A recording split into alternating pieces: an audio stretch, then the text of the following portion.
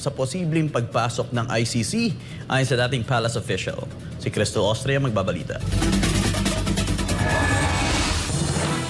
Gobyerno muna ang dapat makaalam sakaling nakapasok na nga sa bansa ang International Criminal Court investigators. Ito ang sinabi ni former Presidential Legal Counsel Attorney Salvador Panelo.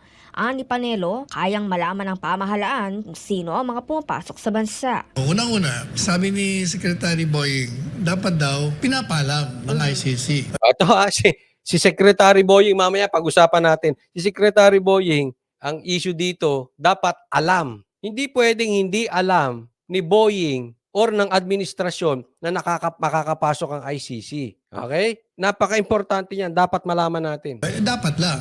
Pero ako naman, kahit na hindi pa alam, dapat alam ng gobyerno kung nandito ka o hindi. Bago naman makapasok yung mga, nagka-apply muna ng visa, di ba? So alam natin kung galing yan kung saan lupalop na bansa yan. O, di ba? Titingnan natin.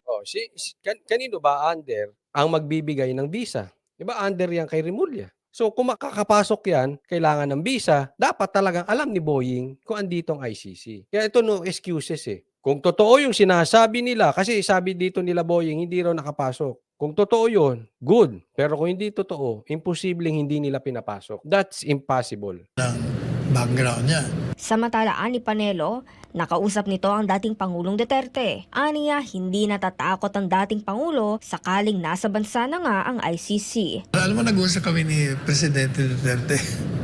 Ano po sabi niya? Sabi niya, sus, Mario, PI, yaman sila.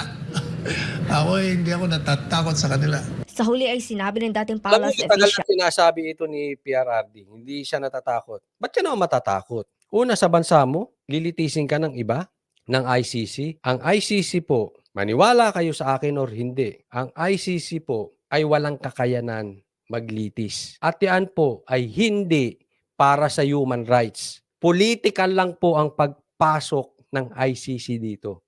Let me repeat that. Political in nature ang pagpasok ng ICC dito. Tigilan nyo yung kakasabi ng para sa bayan yan, para sa human rights, yung ICC na yan. Kalokohan nyo po yan. Political yan. At pagtatandaan natin, kaya tinatawanan ni Duterte yan, ni Tatay Digong, yung pagpasok ng ICC at lilitisin sila. Bakit pinagtatawanan yan? Kasi politically, alam ni PRRD, malakas pa siya. At alam niya, yung may pakana nito, especially yung mga dilaw, mahina na. Kaya ano sagot ni PRRD? Tumatawa lang at mga PI yan.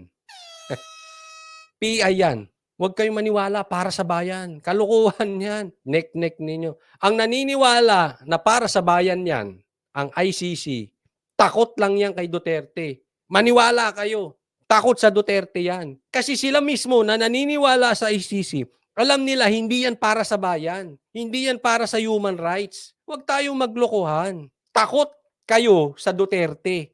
Period. Na dapat ay huwag pumayag ang Pilipinas na panghimasukan ng ibang bansa ang sariling hudikatura. Dapat anya ay ipagtanggol at huwag isuko ng Pilipinas ang sariling soberanya. Huwag mo tayong pumayag na pinapakialaman tayo ng ibang bansa. Hanggat ang ating juridikatura, ang ating batas ay naipapatupad, wala akong pakialam ang ibang bansa sa atin. Ipagtanggol natin at i-assert natin ang ating kasarinlan or sovereignty. Huwag natin po yan isuko kahit na anong kapalit. Samantala, sinabi naman ni Justice Secretary Jesus Crispin Remulla na hindi ito naniniwala na nasa bansa ng ICC. Aniya, walang nakipag-ugnayan sa kanila patungkol dito. Yan na. Sinabi ni Boying, hindi siya naniniwala na andito na ICC kasi walang nakipag-ugnayan sa kanila. So it means, bago talaga makapasok ang ICC, galing mismo sa bibig ni Remulla, ni Boying, kailangan makipag-ugnayan sa kanila. So, kung makapasok ang ICC, pinapasok yan ni Boying at ng mga kasamahan niya. Kasi galing mismo sa kanila, malalaman nila, makikipag-ugnayan sa kanila. So, ang babalikan ng taong bayan, una, pag nakapasok ang ICC, ikaw Boying. Pangalawa, kung sino ang boss mo na nag-utos sa'yo na hayaang makapasok ang ICC. Babalikan ka niyan. Hindi galing sa akin, sa bibig nyo mismo, nasa balita po, dadaan sa inyo. Imposibleng makapasok na hindi dumaan sa inyo. Abangan natin, tingnan natin. Pero ang tanong ko dito, asan ka na, Boying? Nagtatanong lang naman, ha? Kasi may duda ang taong bayan na ikaw daw ay nasa ICU at ikaw daw ay na parang inatake. Ngayon, hindi ko sinasabing totoo yun. At hindi ko rin sinasabing hindi totoo yun. Pero kung titingnan natin ang ugali mo o ang history mo, itong mga nakalipas na taon, puro ka pa preskon. Kaya para ang nangyari ngayon na nagbibigay ka ng statement or naglabas ka ng isang audio na para kang nasa banyo. Hindi ko alam kung naka-check-in ka kasi kulob eh. Alam mo yung tunog sogo? Kulob eh. Kulob yung lugar, no? Naglabas ka ng audio, parang pinatunayan mo na ikaw nga ay nasa ICC. Ikaw mismo naglaglag sa sarili mo. Bakit? Kasi puro statement or puro audio ang lumalabas. Na dati naman, papreskon ka ng papreskon. Halimbawa na lang, sabihin natin, gaya ng sabi mo, ikaw ay nagpapahinga kasi medyo may edad ka na, 60 plus ka na. Kaya ikaw ay nagpapahinga. Eh ano ba naman? Yung mag-video ka, 2 minutes, at sagutin mo yung mga paratang sa'yo na ikaw ay nasa ICU. Kahit ba ikaw ay nasa kwarto. O kung ayaw mo makita yung kwarto mo, maglagay ka ng green screen. Marami pong paraan kung gusto. Pag ayaw, maraming dahilan. Alam niyo yung salitang yan? Pag gusto, maraming paraan. Pag ayaw, napakadaming dahilan. Ang hirap pilitin. Eh ikaw ba ay nagdadahilan na lang, Boying? Nagtatanong lang. Kasi duda na ang taong bayan. At sa aking opinion, para mong sinabing nasa ICU ka nga. Kasi wala kang preskon, parang not so Boying. Parang hindi ugali ng Boying yan. Halos dati, ikaw ang laman ng balita araw-araw. Ngayon, wala ka man lang balita, wala ka man lang preskon. Hinahanap ka, ayaw ka magpakita. Ako po, ayoko may masamang mangyari kay Boying. Ha?